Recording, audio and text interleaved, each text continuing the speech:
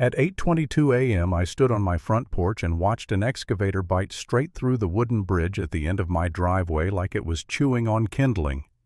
A metal placard that read County Bridge flashed for a split second before it vanished under splintered boards and muddy spray.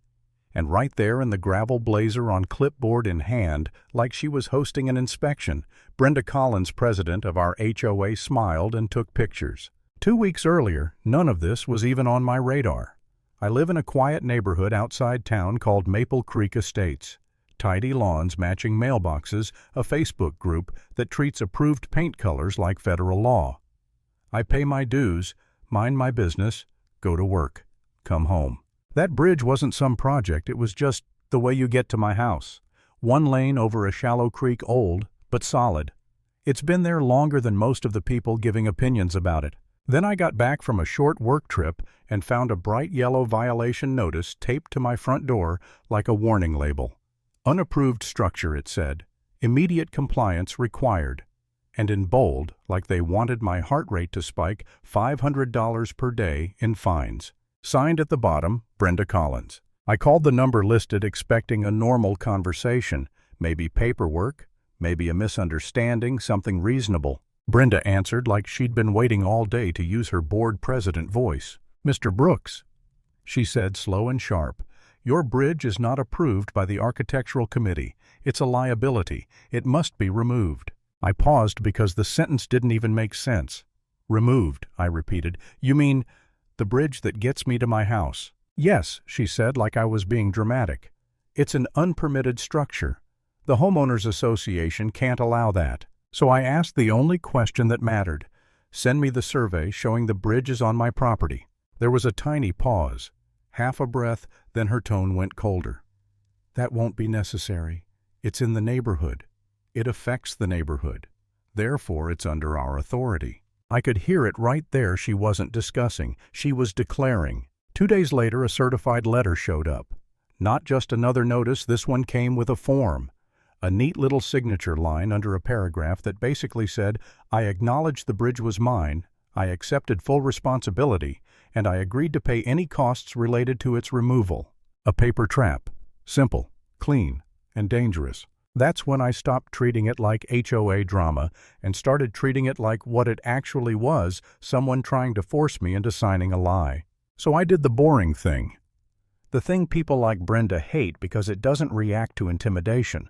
I pulled records. I drove down to the county office and requested parcel maps, right-of-way documents, easement notes, anything tied to my lot, and the road in front of it. I stood at a counter while a clerk slid old papers across like we were playing cards. And little by little it got clear. The bridge wasn't mine the way Brenda was implying. It sat on public right-of-way and showed up in the county's infrastructure inventory built decades ago before Maple Creek Estates even existed. There was a work order with a date, a reference number, the kind of boring government stamp that makes things annoyingly real. I asked for confirmation in writing letterhead signature, the whole thing. I didn't need a speech. I needed something official. I got it. So I emailed Brenda the county confirmation, expecting the obvious outcome. She backs off, we all pretend this never happened, and I go back to my life. Instead, Brenda replied like facts were optional. "The homeowners association still considers this an unsafe structure," she wrote. "We will be proceeding." Proceeding. Like she was a judge. Like a clipboard could override the county. Then she did what Karen-type HOA presidents do when facts don't cooperate. They hide behind process. They lean on meetings, votes, committees, enforcement notices, like those words turn wrong into right. A hearing notice showed up. Enforcement action, agenda item, time, place. All official looking, all designed to make you feel like you're in trouble, even when you're not. I went. They sat behind folding tables like they were Congress. Brenda spoke like she was delivering a verdict. "This bridge," she said, tapping her pen, "creates risk for the association. If someone slips, if a vehicle is damaged, if emergency services are delayed, this is on us." I raised my hand and said calm and clear, "It's not on you. It's county property. I have documentation." Brenda didn't even look at the paper when I held it up. She looked at the room.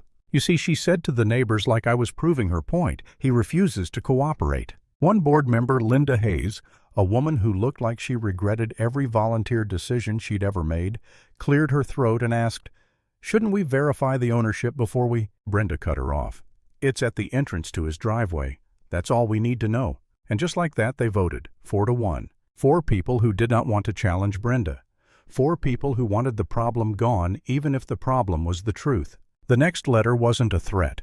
It was a schedule. Date of removal. Contractor estimate.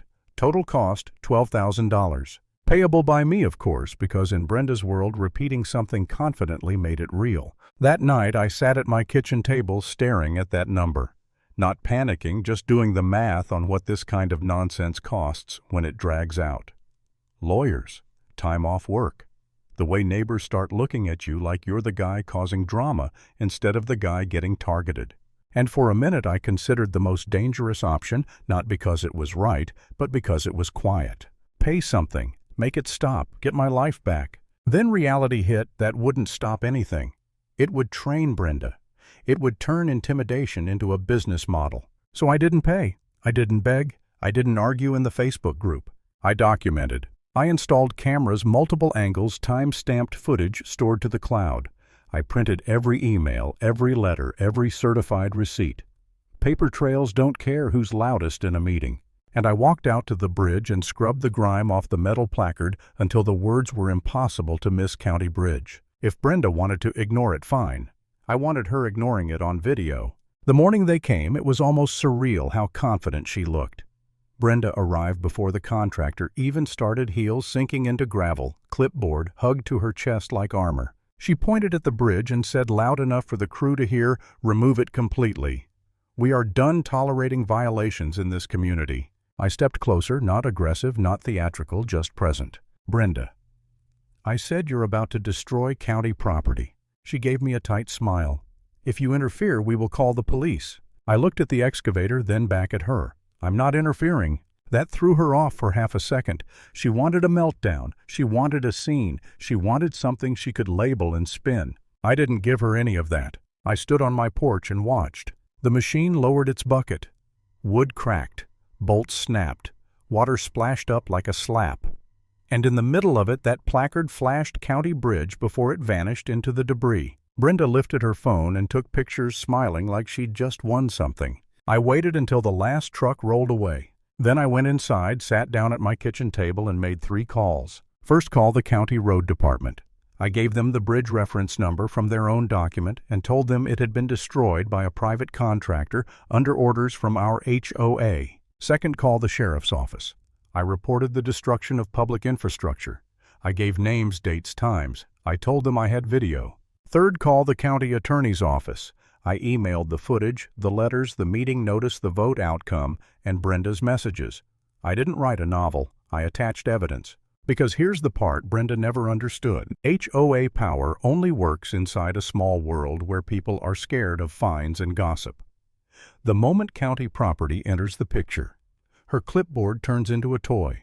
2 days later, a county truck pulled up near the creek. Then another.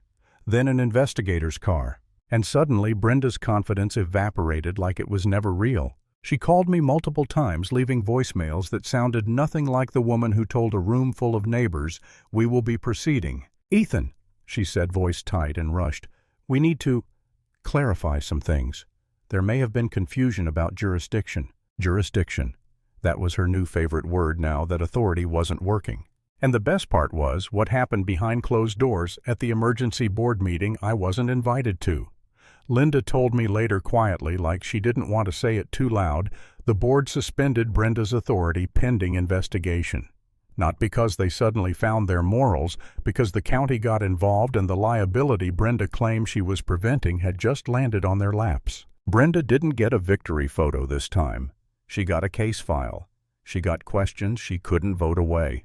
And the last image I have of her isn't the smug smile with a clipboard, it's the way she froze when the county investigator walked up the driveway and asked calmly, "Who authorized the demolition of this bridge?" Her mouth opened, and nothing came out. Paper beats power every time.